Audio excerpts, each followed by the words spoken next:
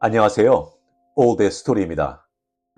오늘은 여러분들이 너무나도 좋아하시는 일본의 국민 작가인 무라카미 하루키의 작품을 가지고 왔습니다. 그동안 작가의 몇 작품을 저희 채널을 통해 들려드렸는데 많은 분들이 좋아해 주셨습니다. 감사합니다. 오늘 소개의 작품 제목은 우리들 시대의 포클로어.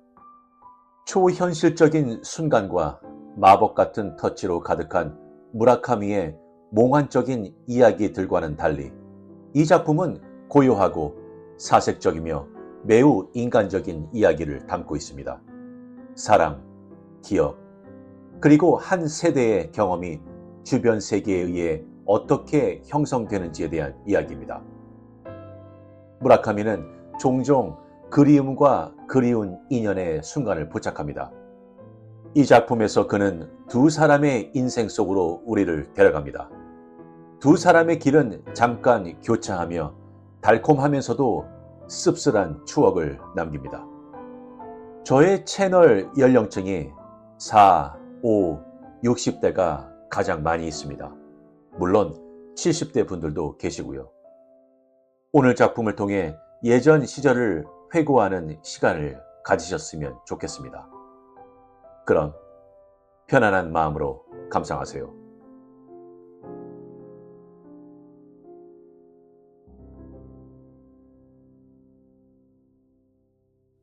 우리들 시대의 포클로어, 무라카미 하루키. 이것은 실화이며 동시에 우화이기도 하다. 그리고 또한 1960년대 우리들의 포클로어이기도 하다. 나는 1949년에 태어났다. 1961년에 중학교에 들어갔고 1976년에 대학에 들어갔다.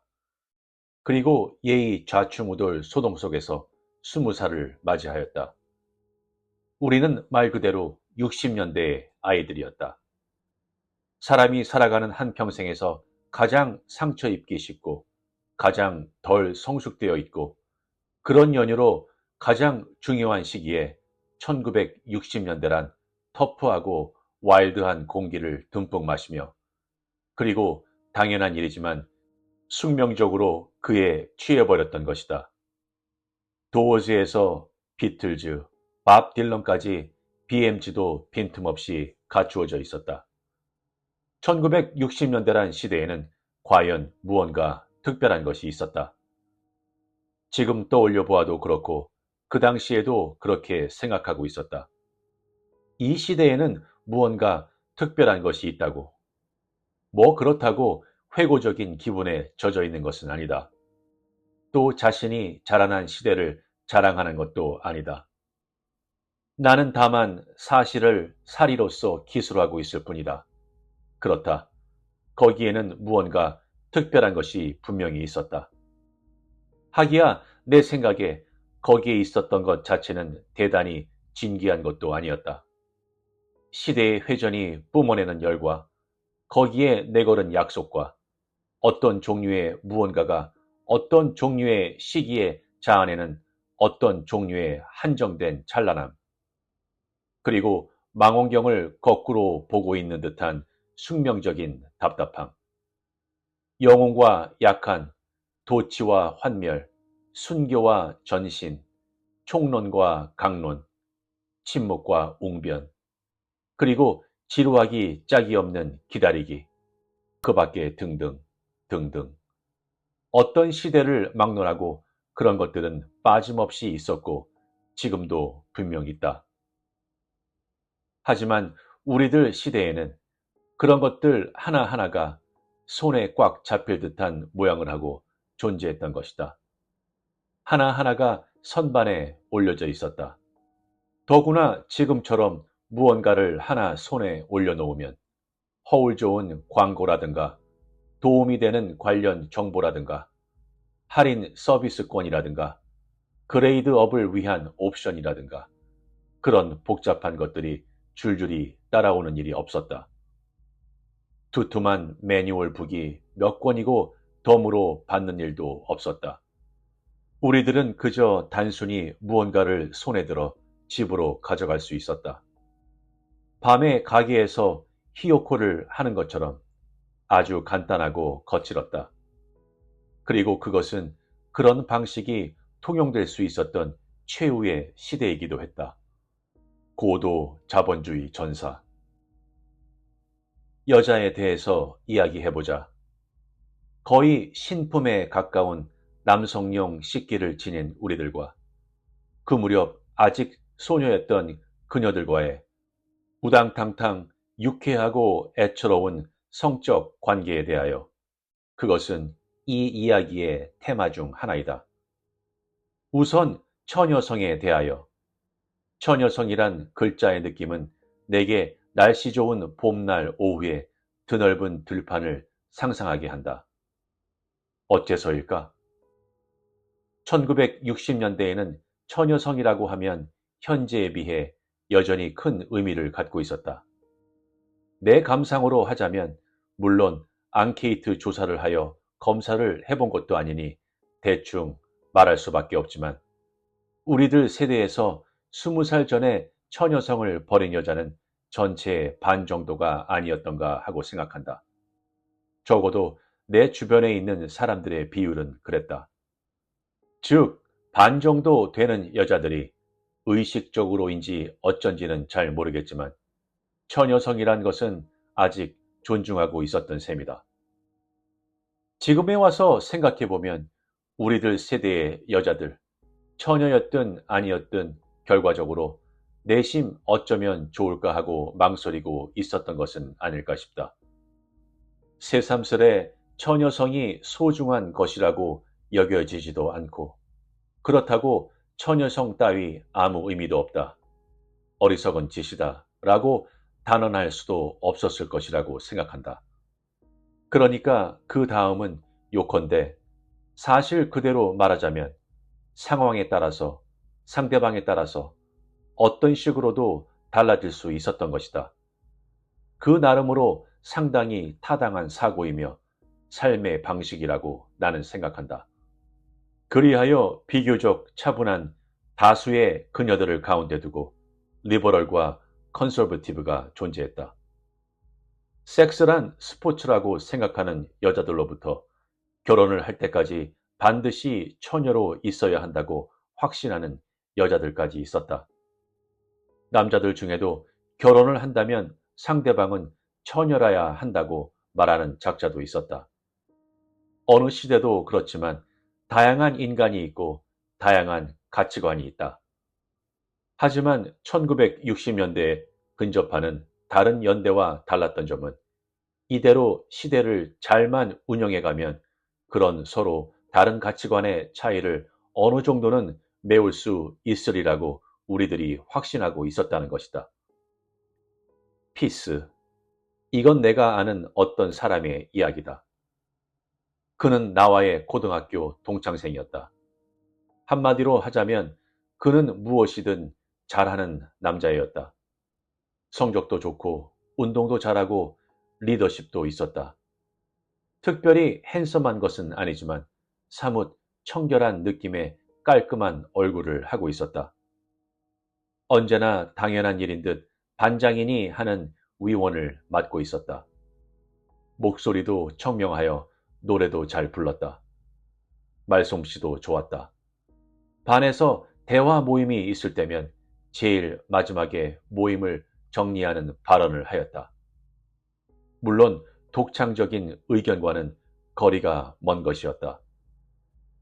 하지만 대체 누가 반의 대화 모임에서 독창적인 의견을 추구한단 말인가? 우리들이 그 모임에서 추구한 것은 뭐가 어찌되었든 빨리 대화를 끝내버리는 것이었다. 그리고 그가 입을 열면 과연 모임은 적당한 시간에 틀림없이 끝이 났다.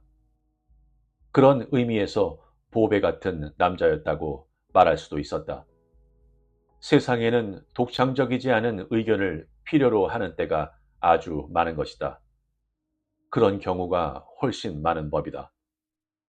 그는 또 규율과 양심에 대해 경의를 표하는 남자이기도 하였다. 자습 시간에 장난을 하며 소란을 피우는 놈이 있으면 온건하게 주의를 주었다. 불평의 여지가 없었다. 그러나 나는 그 아이가 머릿속으로 무슨 생각을 하고 있는지 상상도 할 수 없었다. 때로 머리통을 목에서 떼내어 흔들어 보고 싶어진다. 어떤 소리가 날까 하고. 하지만 여자애들한테는 상당히 인기가 있다. 교실에서 그가 쓱 일어나 무슨 말을 하면 여자아이들은 모두 우와, 그래 하는 식의 감탄스러운 눈으로 그를 보았다. 뭐가 뭔지 모를 수학 문제가 있으면 그한테 물으러 갔다. 나보다 27배는 인기가 있다. 뭐 실제로 그런 남자애였다. 공립학교에 다닌 분이라면 그런 타입의 남자애가 현실적으로 존재한다는 것을 이해할 수 있으리라 생각한다. 어떤 반에든 한 명쯤은 이런 학생이 있고 또 없어서는 반이 제 기능을 하지 못하는 것이다. 우리들은 장기간에 걸친 학교 교육을 통하여 여러 가지 생활의 매뉴얼을 자연스럽게 터득해 가는데 싫든 좋든 간에 공동체 안에서는 이런 타입의 인간을 인정하고 받아들이지 않을 수 없다는 것이 내가 거기에서 습득한 지혜 중의 하나이다. 그러나 말할 필요도 없는 일이지만 나는 이런 타입의 인간을 그다지 좋아하지 않는다. 성격이 맞지 않는다.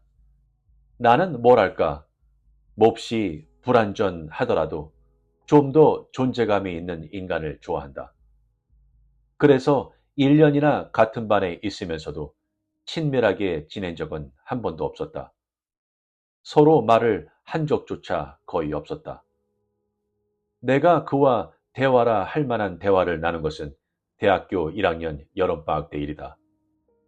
우리는 같은 자동차 교습소에 다니면서 거기에서 몇 번인가 얼굴이 마주쳐 얘기를 나누었다.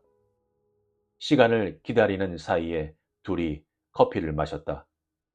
자동차 교습소란 곳은 정말 따분하기 짝이 없는 곳이라 누구라도 좋으니 아는 사람이 있으면 무슨 말이든 하고 싶어진다. 농담이 아니다. 무슨 말을 했는지는 기억하고 있지 않지만 딱히 나쁜 인상이 남아있는 것도 아니다. 신기하게도 좋다든지 나쁘다든지 하는 인상이 없었다. 그에 대해서 기억하고 있는 것은 그에게 걸프렌드가 있었다는 것 정도이다. 그녀는 다른 반의 여자애였는데 교내에서도 손에 꼽히는 미인이었다. 미인이고 성적도 좋고 운동도 잘하고 리더십이 있고 반의 대화 모임에서는 마지막을 장식하는 발언을 하였다. 어떤 반이든 이런 여자애가 한 명쯤은 있는 법이다. 아무튼 잘 어울리는 한 쌍이었다. 나는 두 사람의 모습을 심심치 않게 보곤 했다. 점심시간에는 곧잘 교정의 구석에 나란히 앉아 얘기를 하곤 했다.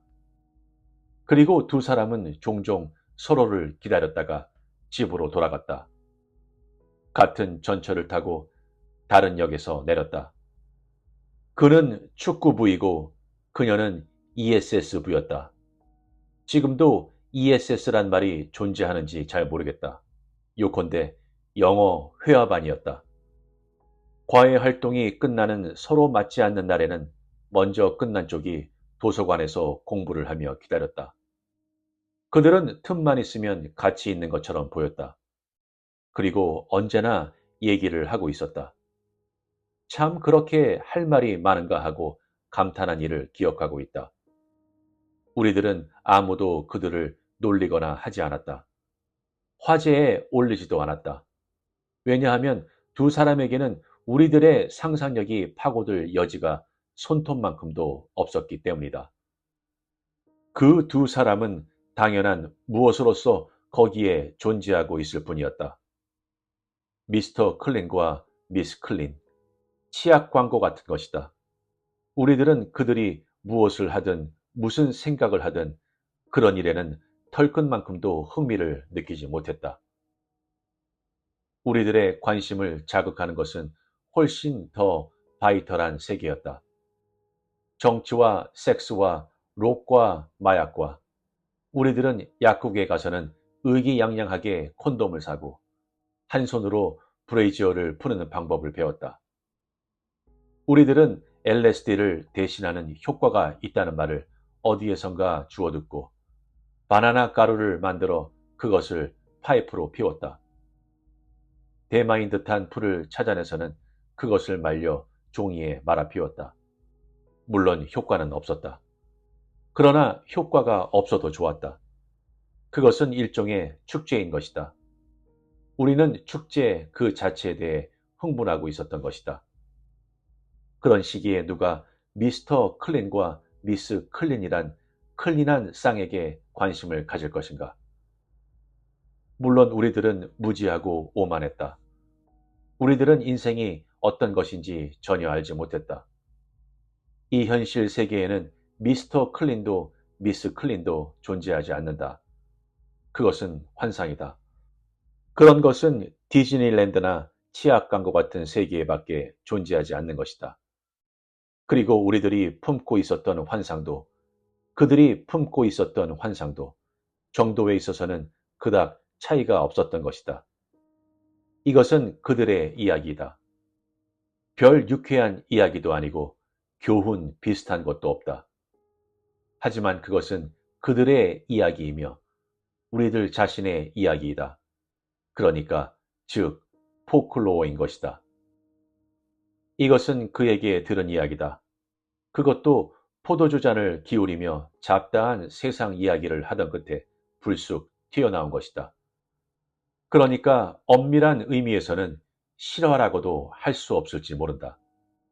흘려들어 잊어버린 부분도 있고 세세한 부분은 적당히 나의 상상을 섞어 쓰고 있다. 그리고 실제 인물에게 해가 되지 않도록 의도적으로 사실을 변조한 부분도 있다. 그러나 실제로도 거의 이대로였을 거라고 생각한다. 왜냐하면 나는 이야기의 세부는 잊어버렸지만 그의 얘기하는 톤만은 분명하게 기억하고 있기 때문이다.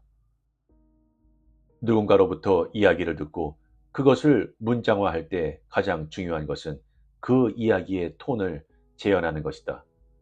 그 톤만 확실하게 포착하고 있으면 그 이야기는 진실한 이야기가 된다. 사실은 얼마간 다를지 모르겠지만 진정한 이야기가 된다.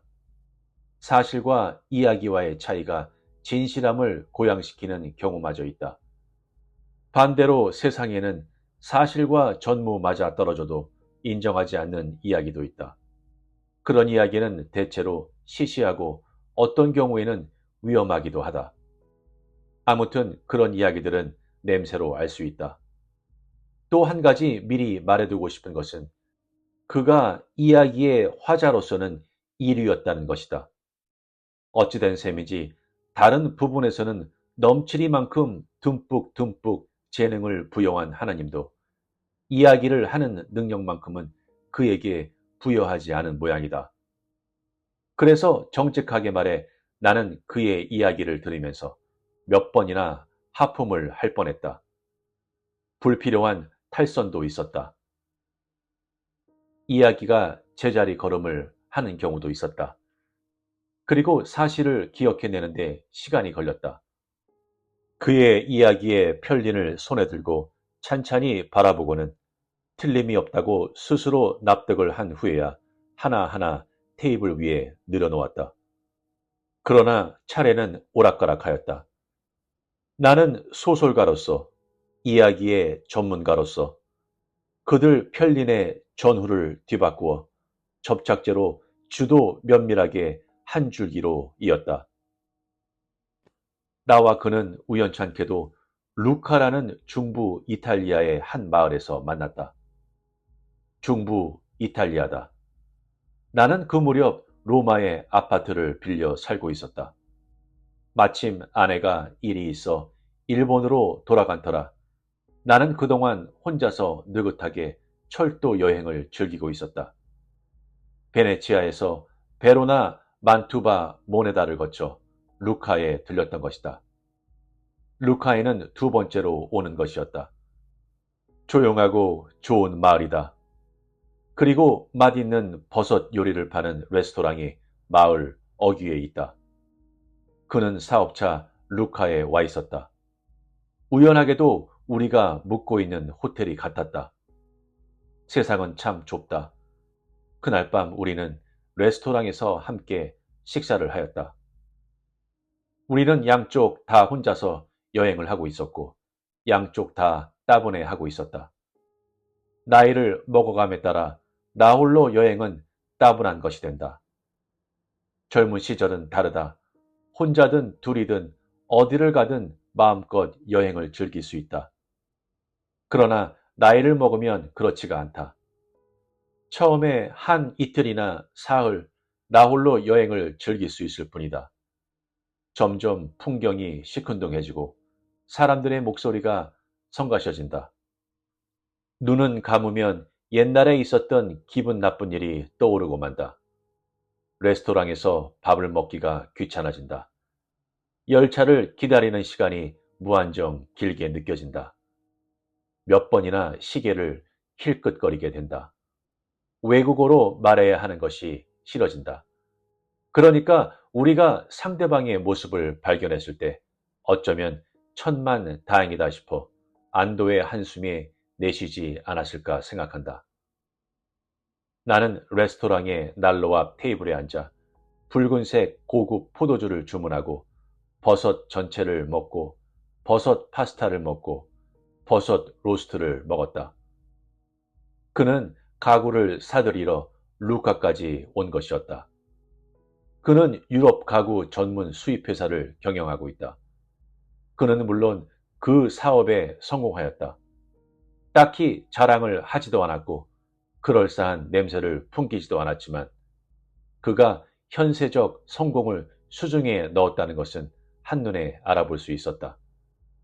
입고 있는 옷이며 말투며 표정이며 몸짓이며 두르고 다니는 공기로 금방 알 수 있었다.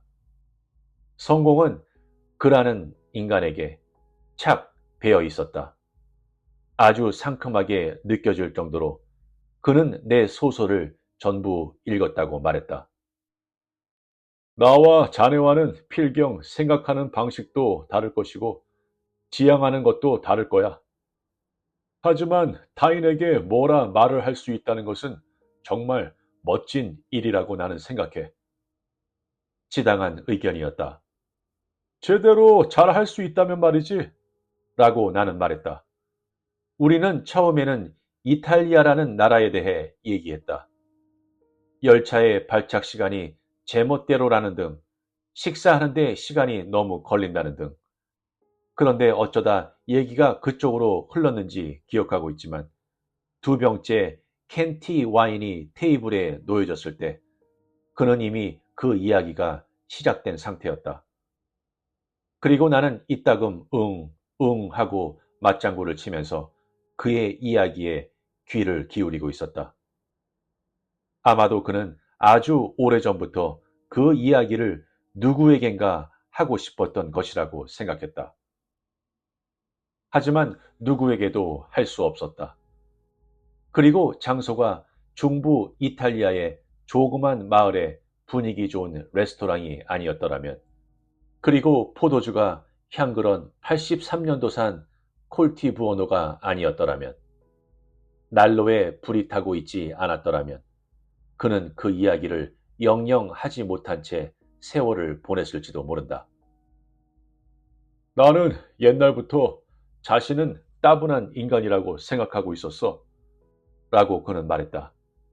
나는 아주 어렸을 적부터 정도를 벗어나지 못하는 아이였어. 늘 자기주의로 틀 같은 것이 보이고 거기에서 빠져나가지 않으려고 주의하면서 살아왔지.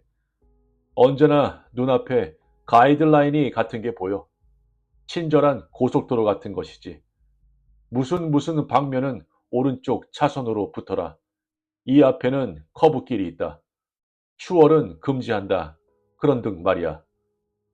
그 지시대로만 쫓아가면 길을 잘못 드는 일 없이 갈 수 있지. 어디로든. 그런 식으로 사는 나를 사람들은 칭찬해 주었어. 모두가 감탄을 하면서 말이야. 어렸을 적에는 나와 마찬가지로 다른 모든 사람들에게도 그런 것이 보일 테지 하고 생각했었어. 그런데 그렇지 않다는 것을 알게 되었지. 나는 포도주 잔을 들어 불 앞에 비치며 잠시 그것을 바라보았다. 내 인생은 적어도 처음 부분을 그렇다는 뜻이지만 그런 의미에서 아주 순탄한 것이었어. 문제라 할 만한 문제는 아무것도 없었지. 하지만 그 대신에 나는 자신이 살고 있는 의미 같은 것은 제대로 포착할 수가 없었어. 성장함에 따라 그런 어정쩡한 기분은 점점 더 강렬해졌지. 나는 무엇을 추구하고 있는가? 그걸 모르겠는 거야. 올 A 증후군이지. 요컨대 말이야. 수학도 잘하고 영어도 잘하고 체육도 잘하고 아무거나 다 잘하는 부모는 칭찬을 하고 선생님도 좋은 대학에 들어가는데 문제가 없다고 하였지. 하지만 자신은 대체 어떤 것이 적성에 맞는가?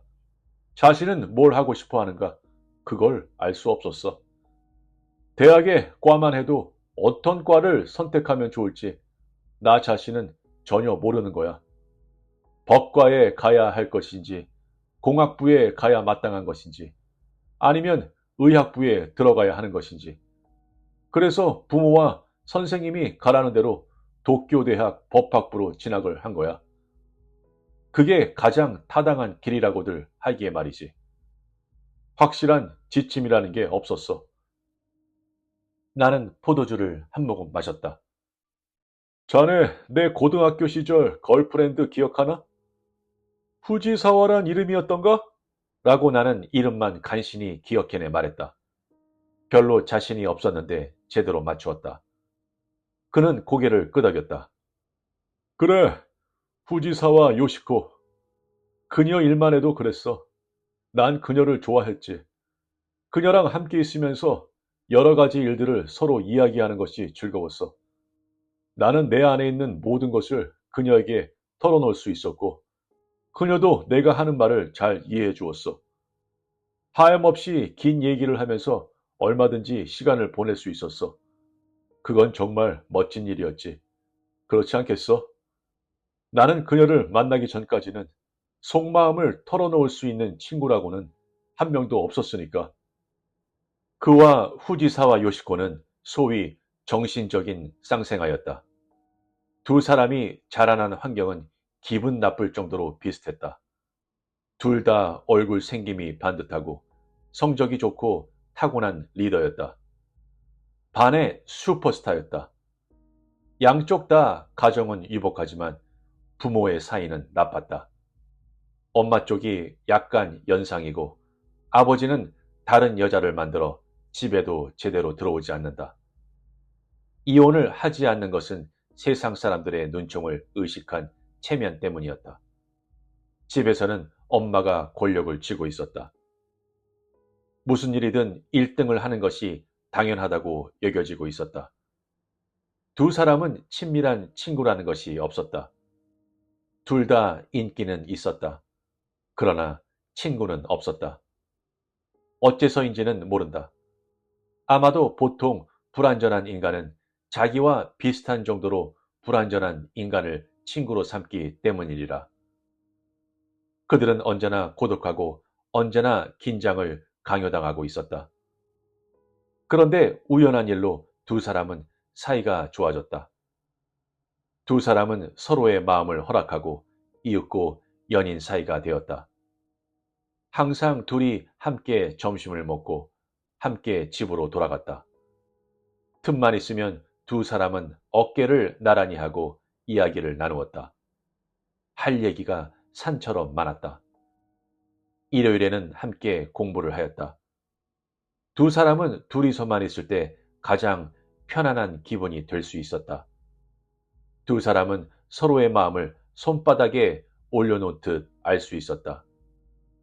서로가 지금까지 품고 있었던 고독감이며 상실감, 불안과 그리고 어떤 유의 꿈 같은 것에 대해서 두 사람은 질리지도 않고 이야기를 나누었다. 두 사람은 일주에 한 번꼴로 패팅을 하게 되었다. 대개는 어느 한쪽의 집에서 했다.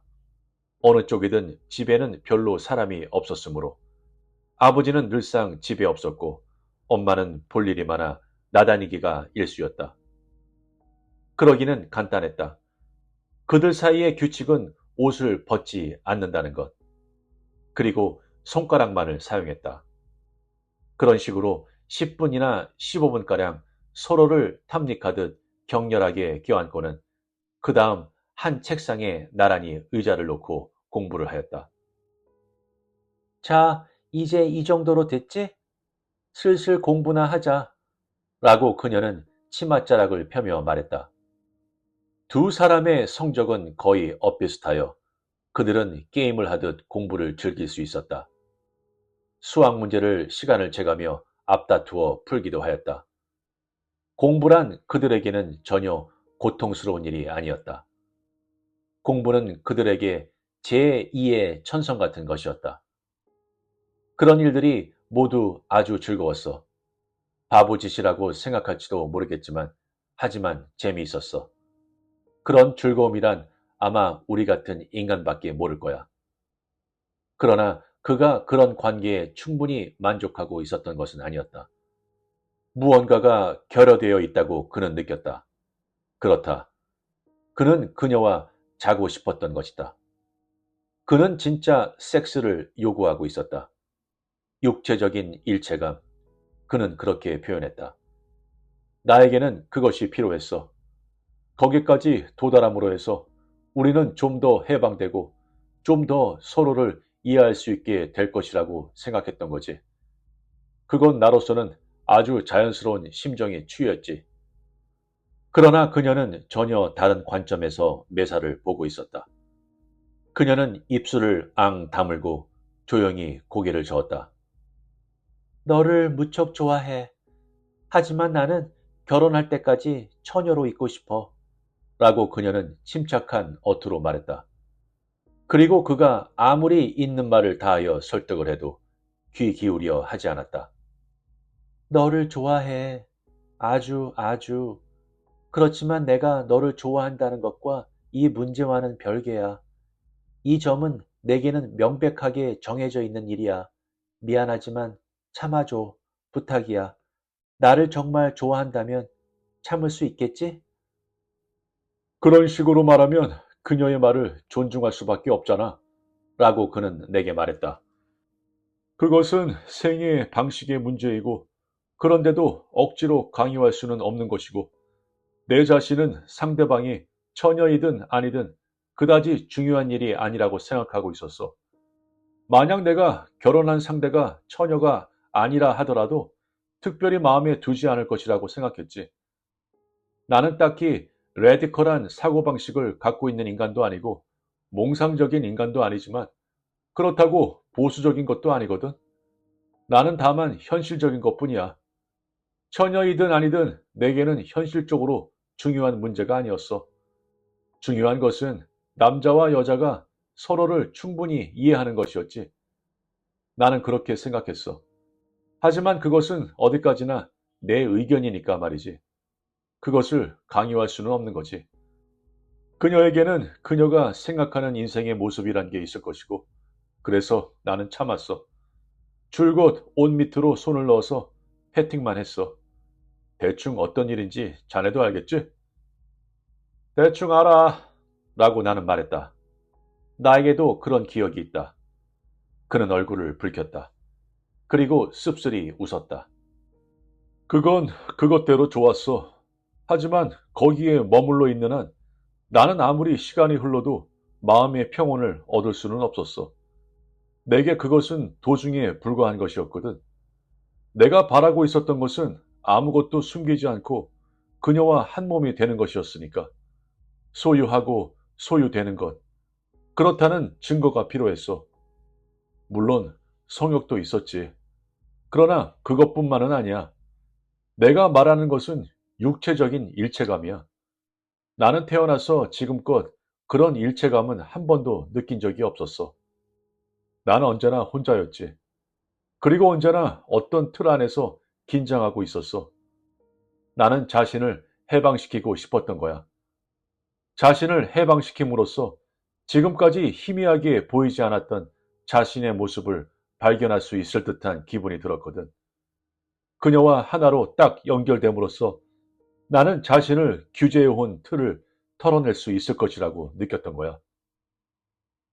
그런데 그게 안 됐다는 거야?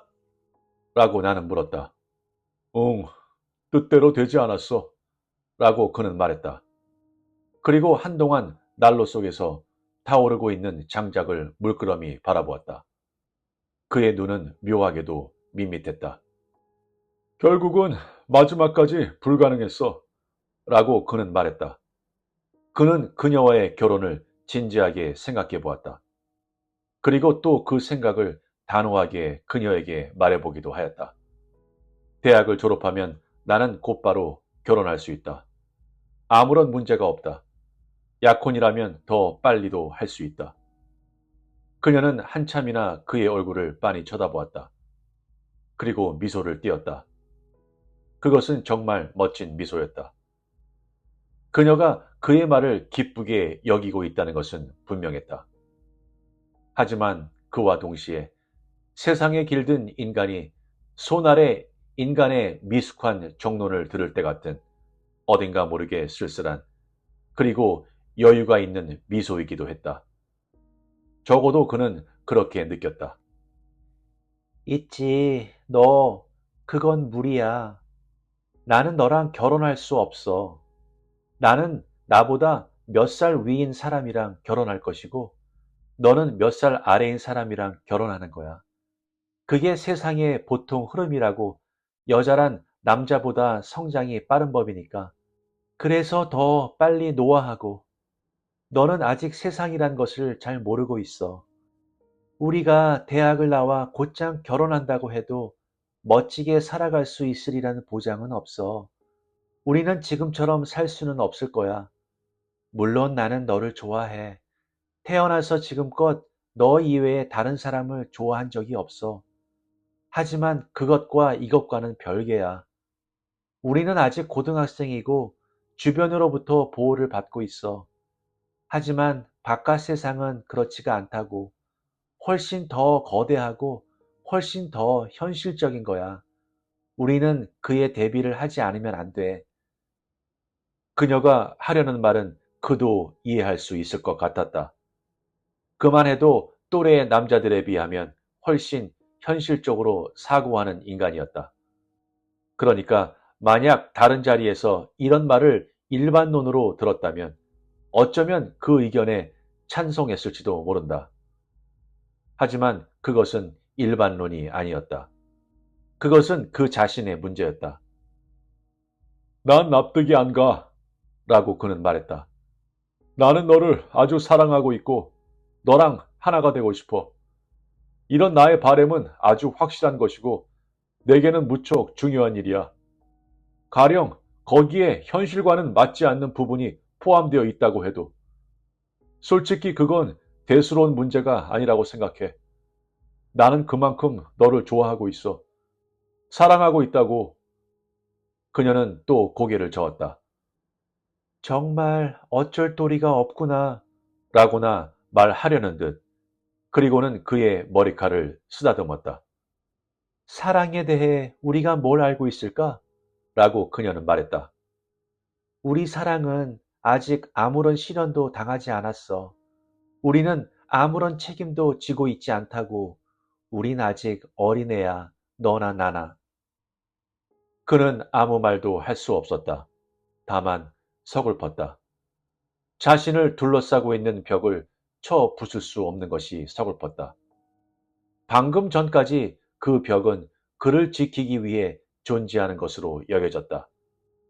하지만 지금 그것은 그의 앞길을 막고 있었다. 그는 자신이 무력하다고 느꼈다. 결국 두 사람은 고등학교를 졸업할 때까지 그런 관계를 계속하였다. 도서관에서 만날 약속을 하여 함께 공부를 하고 옷을 입은 채 패팅을 하였다. 그녀는 그런 두 사람의 관계에 불완전성이 조금도 거슬리지 않는 모양이었다.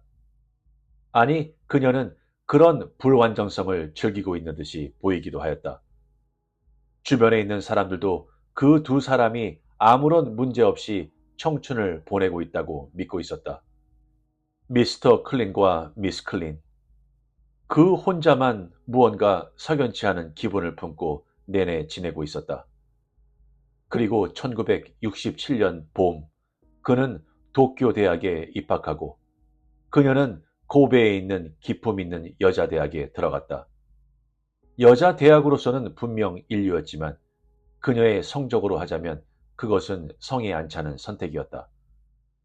그녀는 자기가 원하기만 한다면 도쿄 대학에도 들어갈 수 있었던 것이다.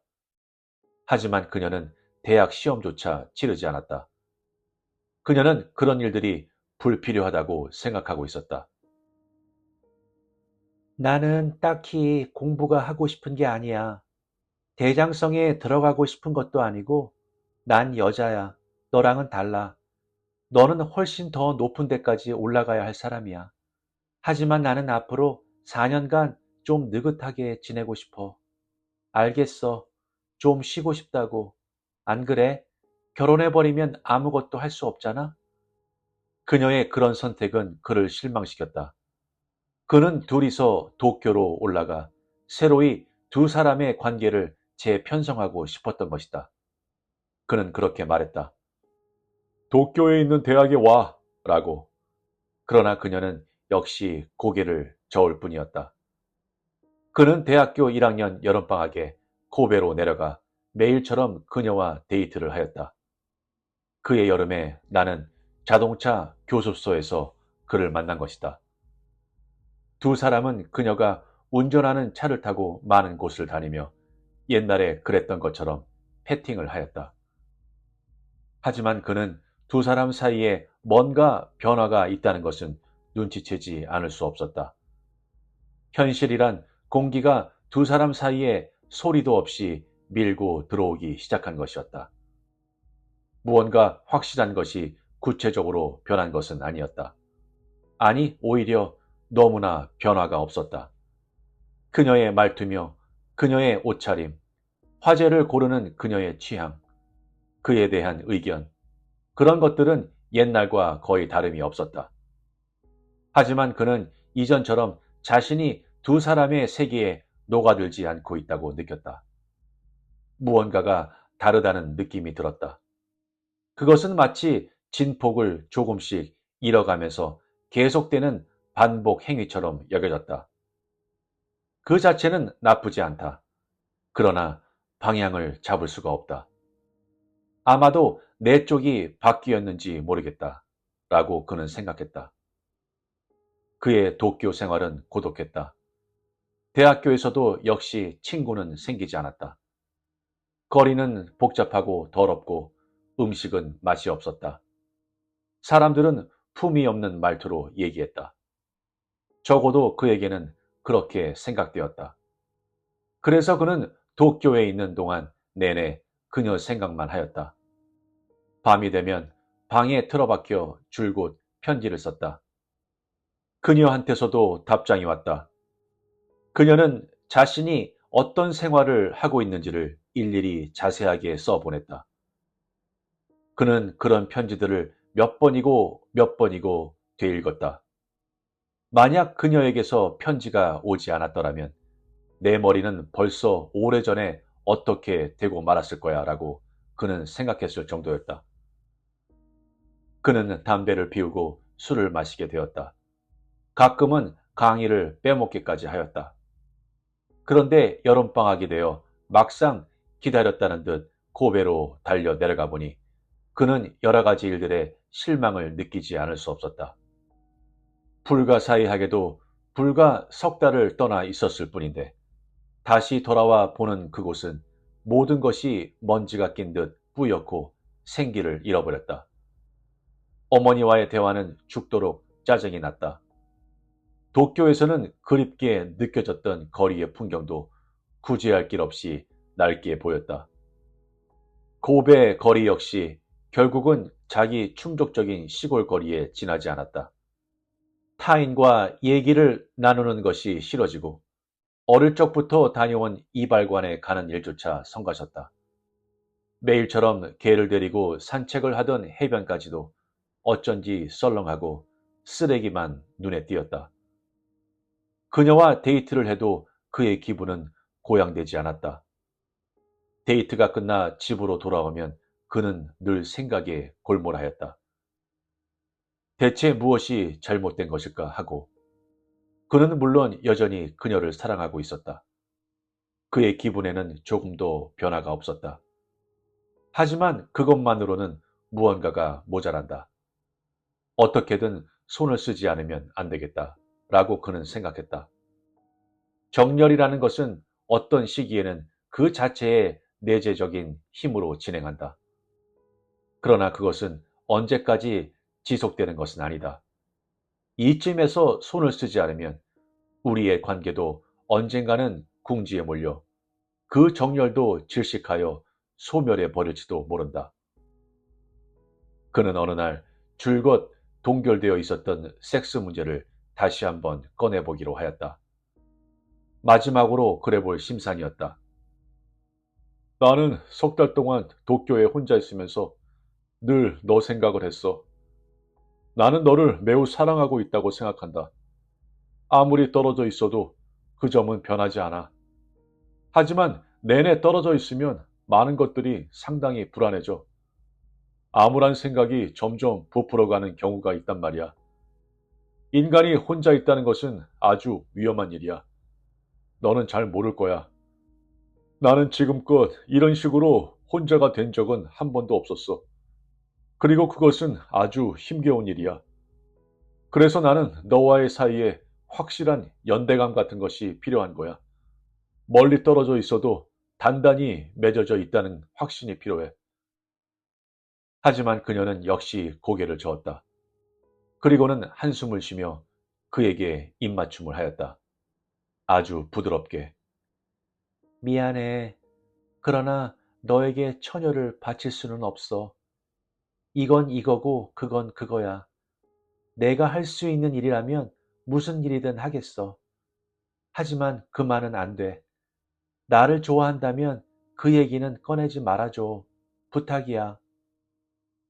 그리고 그는 다시 한번 결혼 이야기를 꺼냈다. 우리 과에도 약혼을 한 친구가 있어, 두 사람. 이라고 그녀는 말했다. 하지만 그 상대는 모두 탄탄한 직업을 가지고 있다고. 약혼이란 그런 거야. 결혼이란 책임이 따르는 거야. 자립하여.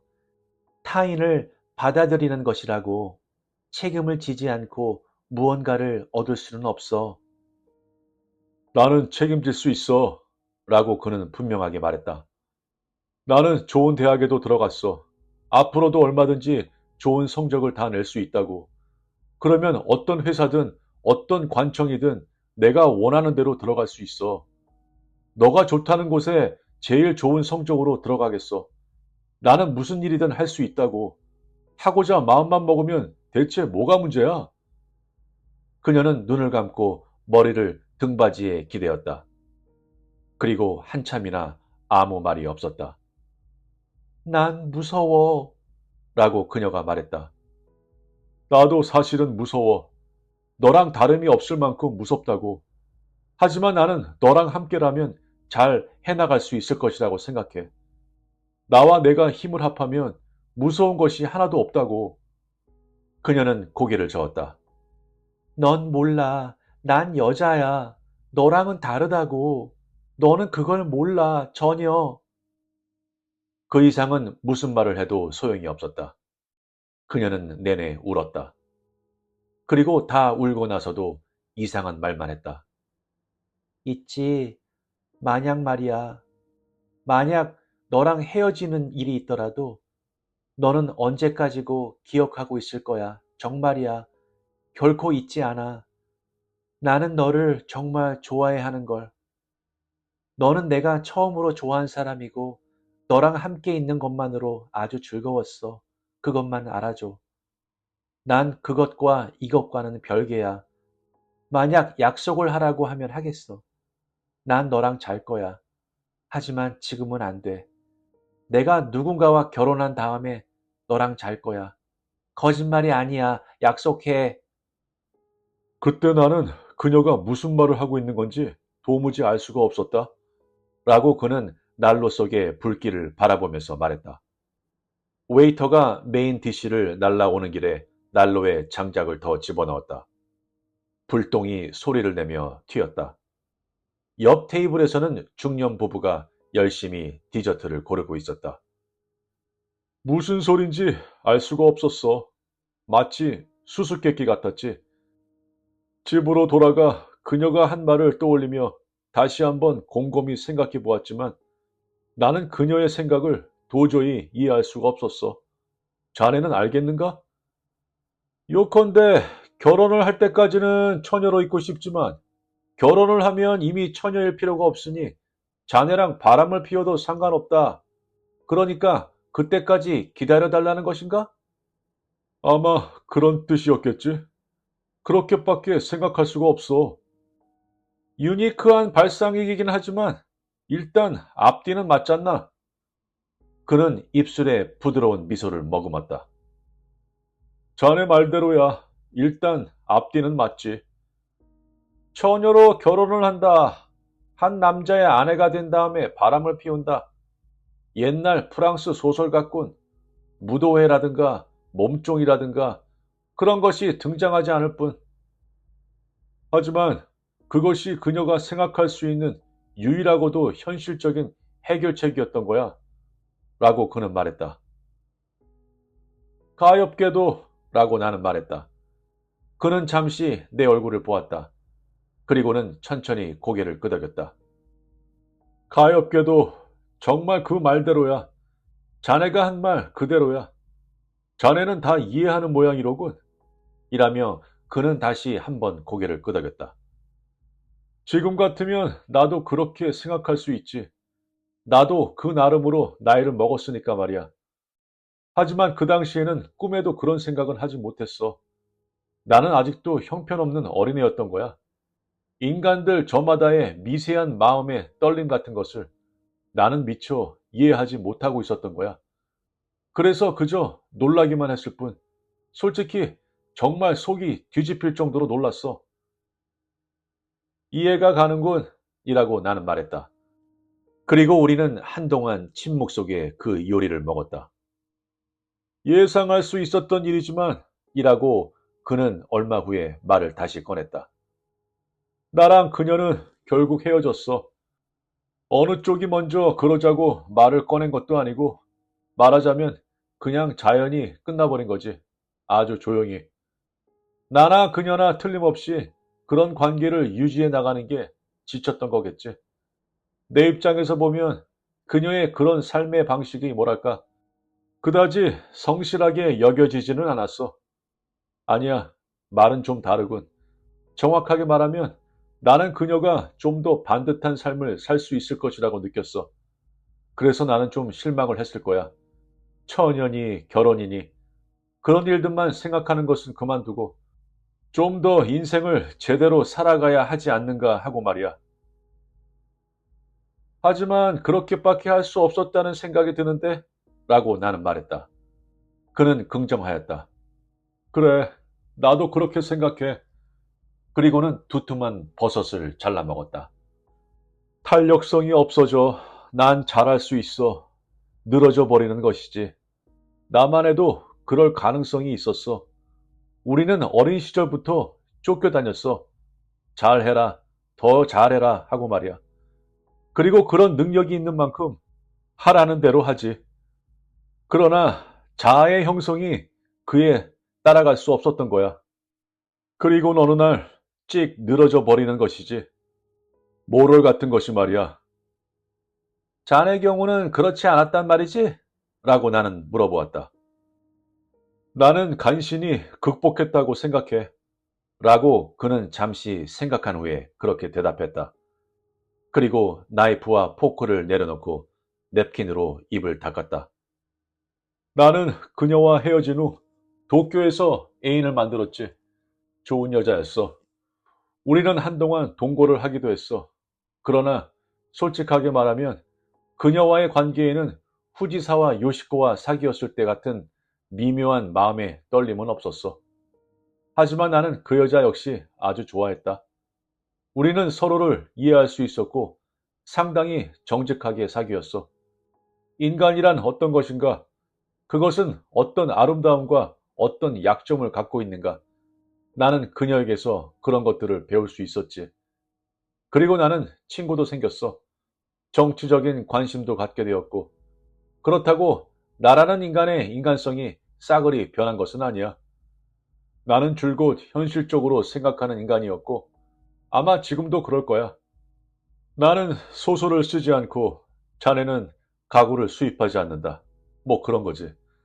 하지만 나는 대학에서 세계에는 여러 가지 현실성이 있다는 것을 배웠어. 세계는 넓다.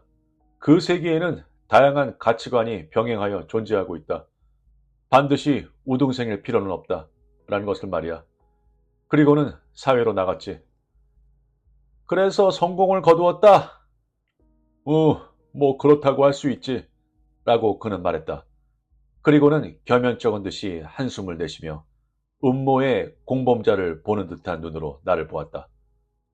같은 연대 사람들에 비하면 과연 내 쪽이 수입이 훨씬 많지. 실제적으로 말해서 그 말만 하고 그는 또 한동안 말이 없었다.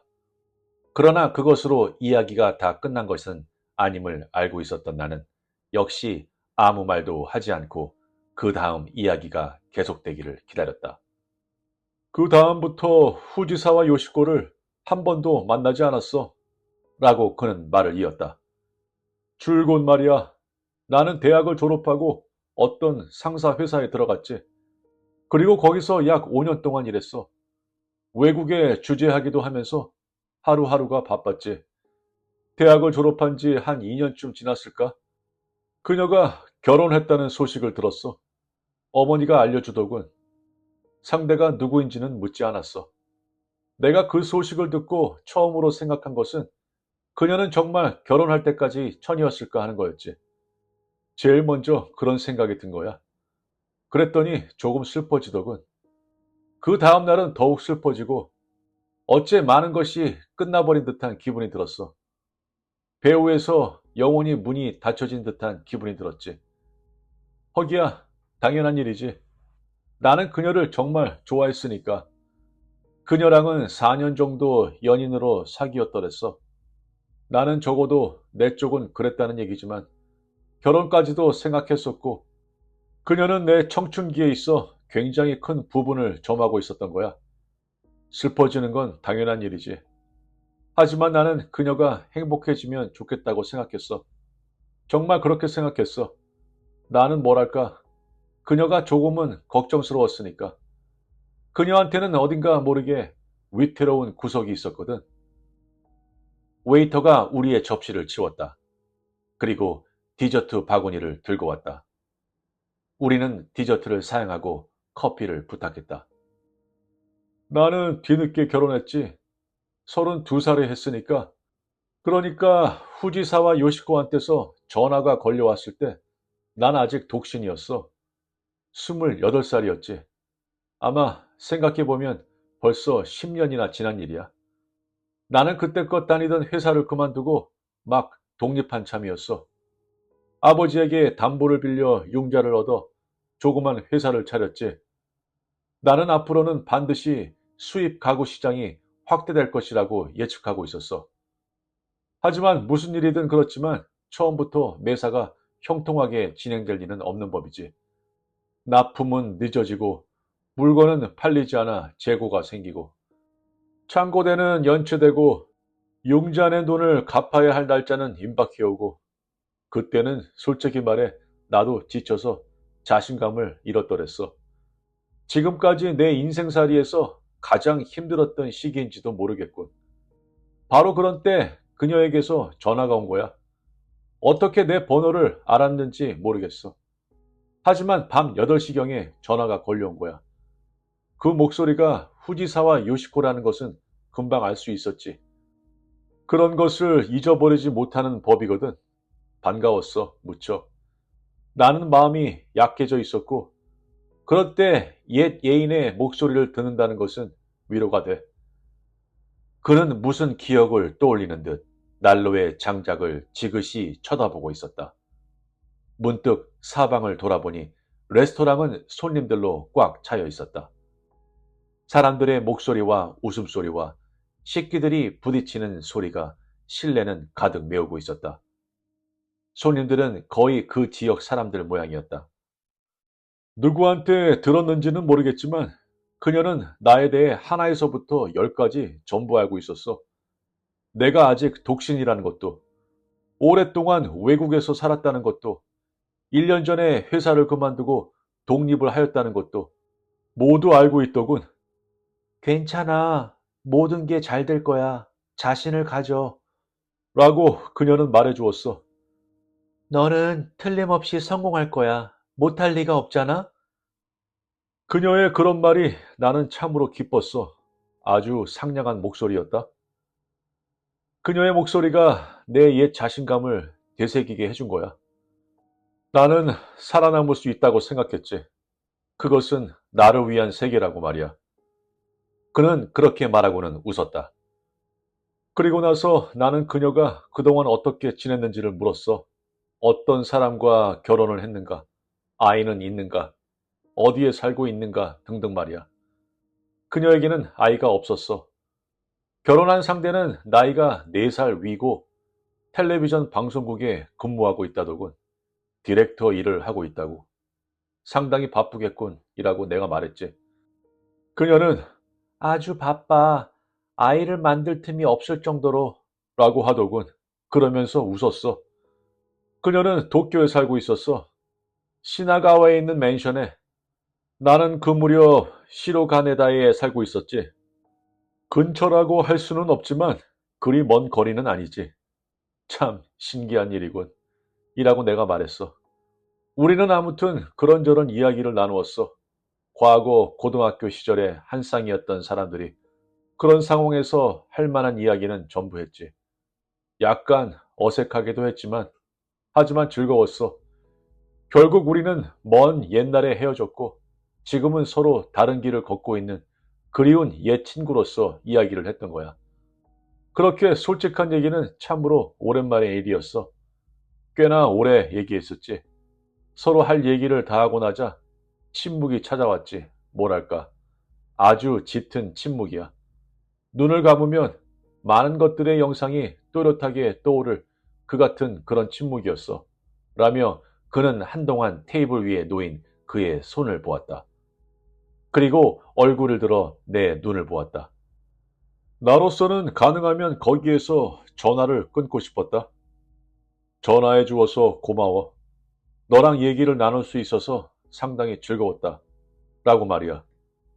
그게 가장 현실적이겠지.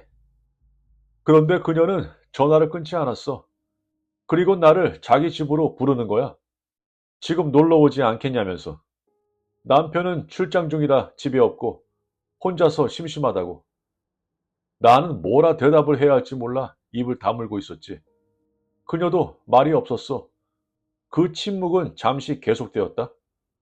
그리고는 그녀가 이렇게 말하는 거야. 난 옛날에 너랑 한 약속을 아직도 분명히 기억하고 있다고 말이야. 나는 옛날에 너랑 한 약속을 아직도 분명히 기억하고 있어. 라고 그녀는 말했다. 그 한참 동안이라 그 말의 의미를 헤아릴 수 없었다. 그러다 문득 언젠가 그녀가 자기가 결혼한 다음에 그와 자겠노라고 한 말을 기억해냈다. 그 역시 그 말을 기억하고 있었다. 하지만 그 말을 약속이라고 생각한 적은 한 번도 없었다. 그녀가 그런 말을 입에 담은 것은 그 당시 그녀가 혼란에 빠져 있었기 때문이라고 생각했다. 혼란스러워 뭐가 뭔지 모르는 상태에서 그만 그런 말을 하고 만 것이라고. 하지만 그녀는 혼란에 빠져 있었던 것이 아니었다. 그녀에게 그것은 약속이었던 것이다. 명백한 서약이었다. 그는 순간 방향을 잃고 말았다. 대체 어떻게 하는 것이 가장 정당한 일인가? 그는 알 수 없었다. 그는 어쩔 바를 몰라 사방을 돌아다녔다. 이미 아무것도 그를 이끌어주지 않았다. 물론 그녀와 자고 싶었다. 그것은 말할 필요도 없는 일이었다. 그는 그녀와 헤어지고 나서도 몇 번이나 그녀와 자는 장면을 상상했던 것이다. 애인이랑 있을 때에도 그는 어둠 속에서 그런 장면을 수없이 상상하였다. 따지고 보면 그는 그녀의 벗을 몸은 힐끗조차 본 일이 없던 것이다. 그가 그녀의 육체에 대해서 알고 있는 것은 옷 안으로 파고 들어간 손가락의 감촉뿐이었다. 그녀는 팬티도 벗지 않았었다. 그 안으로 손가락을 넣을 수 있게 해 주었을 뿐이다. 그러나 그는 지금 단계에서 그녀와 잔다는 것이 얼마나 위험한 일인가 하는 것도 알고 있었다. 그 일은 많은 것을 훼손시킬지도 모른다. 그리고 그는 자신의 과거라는 어둠 속에 살며시 놔두고 온 것을 지금 새삼스레 흔들어 일깨우고 싶지는 않았다. 그런 일은 나답지 않은 행위라고 그는 느꼈다. 거기에는 무언가 비현실적인 것이 명백하게 섞여 있었고 그런 비현실성은 그와는 상반되는 것이었다. 그러나 물론 그는 거절하지 못했다. 어떻게 거절할 수 있단 말인가? 그것은 영원한 옛날 이야기다. 그것은 한평생에 오직 한 번밖에 맛볼 수 없는 멋들어진 우화일 것이다. 그가 가장 상처 입기 쉬운 시기를 함께한 아름다운 여자친구가 너랑 자고 싶으니까 지금 집으로 와달라고 하고 있다. 그녀는 아주 가까운 곳에 살고 있다. 그리고 그것은 먼 옛날 숲속에서 은밀하게 나누어진 전설적인 약속이었던 것이다. 그는 한참을 아무 말도 하지 않고 눈을 꼭 감고 있었다. 그는 자신이 말을 잃었음을 느꼈다. 여보세요? 라고 그녀가 말했다. 너 거기 있니? 있어. 라고 그는 말했다. 알았어. 지금 갈게. 한 30분 정도 걸릴 거야. 너네 집 주소를 가르쳐 주려마. 그는 맨션의 주소와 호수와 전화번호를 메모하였다. 그리고는 서둘러 수염을 깎고 옷을 갈아입고 택시를 잡아 그곳으로 갔다. 자네라면 어떻게 했겠나? 나는 고개를 저었다. 그렇게 어려운 질문에 도저히 뭐라 대답할 수가 없었다. 그는 웃으며 테이블 위에 커피잔을 응시하고 있었다. 나 역시 대답을 지나칠 수 있는 일이라면 그렇게 하고 싶었어. 하지만 그렇게는 되지 않았지. 나는 그 자리에서 결단을 내려야만 했어. 가든지 안 가든지 중간은 없어. 그리고 나는 그녀의 집으로 갔다. 나는 그녀의 집 문을 두드렸어. 그녀는 옛날처럼 똑같이 아름다웠지. 옛날과 다름없이 매력적이었고, 그리고 옛날처럼 좋은 냄새가 났지. 우리는 둘이서 술을 마시고 옛날 이야기를 했어. 옛날에 듣던 레코드까지 들었지. 그 다음 어찌 되었을 거라 생각하나? 나는 짐작도 할 수 없었다. 짐작이 안 간다라고 나는 대답했다. 옛날 아주 어렸을 적에 한 동화를 읽은 적이 있었어. 라고 그는 먼 쪽 벽을 바라보며 말을 이었다. 어떤 줄거리였는지는 다 잊어버렸는데 마지막 구절만큼은 지금도 잘 기억하고 있지. 왜냐하면 그렇게 이상하게 끝나는 동화는 처음 읽어봤기 때문이야. 그 동화는 이런 식으로 끝이 나. 모든 것이 끝난 다음 임금님도 신하도 모두 배를 움켜쥐고 폭소를 하였습니다. 그렇게 동화의 끝이고는 좀 이상하다 싶지 않나? 그렇군. 어떤 줄거리였는지 기억할 수 있으면 하고 생각하는데 그게 도무지 기억이 안 나. 그 마지막 야릇한 한 구절밖에 기억하고 있지 않아. 모든 것이 끝난 다음 임금님도 신하도 모두 배를 움켜쥐고 폭소를 하였습니다.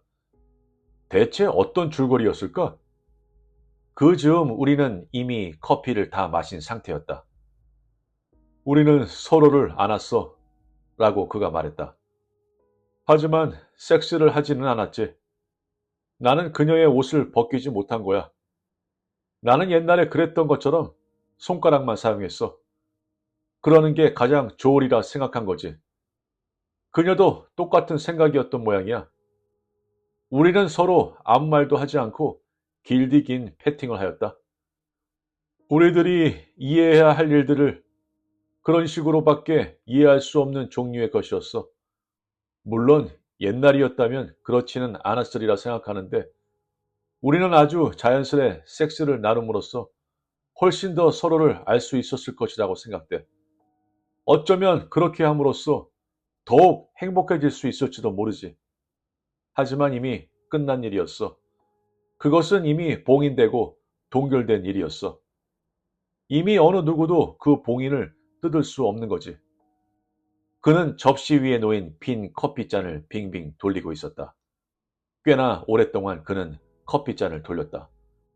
웨이터가 무슨 일인가 싶어 살피러 왔을 정도였다. 그러는 그는 이윽고 커피잔을 반듯하게 제자리에 놓았다. 그리고 웨이터를 불러 에스프레소 한 잔 더 달라고 부탁하였다. 그녀 집에 머물렀던 시간은 길어야 한 1시간 정도라고 생각해. 확실하게는 기억 못했지만 대충 그 정도였을 것이라는 기분이 들어. 아마 그 정도였을 거야. 그 이상 거기에 있으면 내 머리가 어떻게 되어버렸을 거야. 그는 그렇게 말하며 희미하게 웃었다. 그리고 나는 그녀에게 안녕을 고하고 집을 나왔지. 그녀도 안녕이라 말하고 진짜 마지막 안녕이었던 거야. 그렇다는 것은 나도 알고 있었고 그녀도 알고 있었고 마지막 본 그녀의 모습은 팔짱을 끼고 문께 서 있는 모습이었어. 그녀가 무슨 말을 하려다가 하지만 결국은 아무 말도 하지 않았지. 그녀가 무슨 말을 하려 했는지 나는 듣지 않아도 알 수 있었어. 나는 몹시 텅 빈 느낌이었다. 속이 휑한 공동처럼 주변에서 들려오는 소리들이 고막에서 이상한 울림으로 변하고 거의 모든 것이 뒤틀려 보였어. 나는 그 주변을 정처 없이 걸어 다녔지. 자신이 지금까지 살아오면서 소비한 시간이 일고의 가치도 없는 무의미한 소모였던 것 같은 생각이 들었어. 나는 지금이라도 당장 그녀의 방으로 되돌아가 그녀는 함껏 껴안고 싶은 심정이었어. 하지만 물론 그런 짓을 할 수 없었다. 가능할 리가 없지. 그는 눈을 감고 고개를 저었다. 그리고 웨이터가 가져다 준 2잔째 에스프레소를 마셨다. 이런 말을 하기는 좀 부끄러운데 나는 그 길로 거리로 나가 여자를 샀네. 여자를 사귀는 난생 처음이었어. 나는 잠시 자신의 커피잔을 바라보고 있었다. 그리고 자신이 과거에 그 얼마나 오만한 인간이었나 그 점에 대해 생각했다. 나는 그런 나의 생각을 그에게 전하고 싶었지만 제대로 전할 수 있을 것 같지 않았다. 이런 식으로 이야기를 하니 마치 다른 사람에게 생긴 일 같군 이라 말하고 그는 웃었다. 그리고 잠시 생각에 잠기는 듯 침묵했다. 나도 잠자코 있었다. 이윽고 그가 모든 것이 끝난 다음 임금님도 신하도 모두 배를 움켜쥐고 폭소를 하였습니다. 라고 말했다. 나는 그때 일을 떠올릴 때마다 이 문장을 생각해 조건 반사처럼 내 생각에 깊은 슬픔에는 언제나 약간의 해악이 포함되어 있지 않나 싶네. 맨 처음 미리 말했듯 이 이야기에는 교훈이라 할 만한 것은 없다. 그러나 이 이야기는 그에게 실제로 일어난 일이며 우리들 모두에게 일어난 이야기이기도 하다. 그래서 나는 그 이야기를 다 듣고도 폭소를 터뜨릴 수 없었으며 지금도 그럴 수 없다.